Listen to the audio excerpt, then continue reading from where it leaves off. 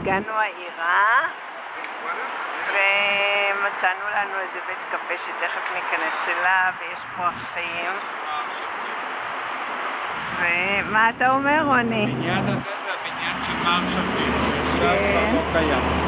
מר שפיט לא קיים, אנחנו היינו קונים פה, הסיר לחץ שלנו מכאן, והוא פשוט טרק. הנה זה בניין מר שפיט, והם תמיד היו ידועים בחלונות הראווה המדהימים שלהם. אז גם מייסיס מעתיקים מהם ומעצבים בסגנון הקרנבל בברזיל, חלון ראווה די מדהים.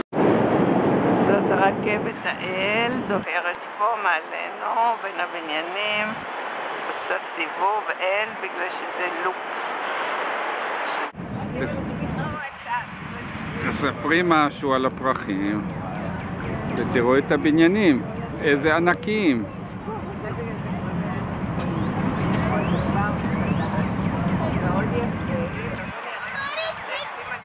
יש פה מין פסל עגול, שקוף, עם השתקפויות, רואים דרכו את העיר, את האנשים שמתעניינים, מלא התעניינות של הציבור. הנה אני מתרחקת כדי שתראו, זה נראה כמו בועה כזאת. כל התיירים והתושבים ביום ראשון מתאספים פה ומצצים באטרקציה הזאת. אז אני אעשה לכם עוד פעם זום כדי שתראו כמה זה נחמד.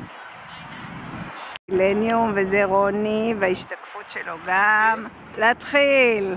זה הופעה. כן. יפה מאוד, יפה מאוד. כן, ככה רואים אותך. כן, כן, תמשיך. ככה זה מאוד נאה, ורואים פה דברים נהדרים, ואת הבניינים, ורוני קופץ, והנה הוא בא. אוסף של האימפרסיוניסטים בשיקגו ארט אינסטיטוט. זה משהו מדהים, מדהים. אין לאף אחד כאלה אוצרות. ככה בצד, בלי פסמים. מקסים, מקסים. כמו זו למשל. אני זזה מדי.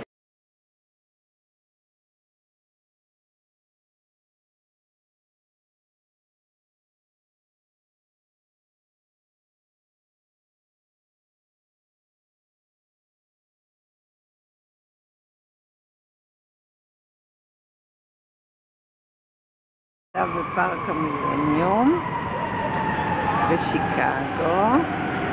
יש פה איזה מין פסל, ורוני בא ומראה איך הכל השתנה פה.